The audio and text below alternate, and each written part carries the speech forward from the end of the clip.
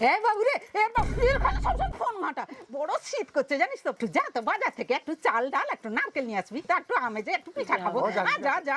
শীতের সকালে চন্দ্রকান্তি পিঠা, আহা! 300 গ্রাম মুগের ডালের সাথে 75 গ্রাম চাল 3 ঘন্টা ভিজিয়ে নারকেল ফাটিয়ে এক ফাল কুড়িয়ে নেব। চাল আর ডাল দরা দরা করে হাফ বাটি জল দিয়ে বেটে নেব। কড়াইতে আরো 1.5 কাপ জল দিয়ে 100 গ্রাম চিনি, নারকেল কোড়া, মৌরি, সাদা তিল, নুন ও ঘি দিয়ে ফুটে এলে চাল ডাল বাটাটা দিয়ে ভালোভাবে আঁঠাল ধরিয়ে নামিয়ে একটা পাত্রে তেল বুলিয়ে মিশ্রণটা ভালোভাবে সেট করে 30 মিনিট ঠান্ডা করে ছুরির সাহায্যে পিস পিস করে কেটে পিঠাগুলো আলগা করে নেব। এবার চন্দ্রকান্তি পিঠাগুলো ভাজার জন্য ব্যবহার করব Emami healthy and tasty ultralight soybean তেল। কারণ Emami healthy and tasty ultralight soybean তেল খুব হালকা হয়, তাই পিঠাতে খুব কম তেল টানে।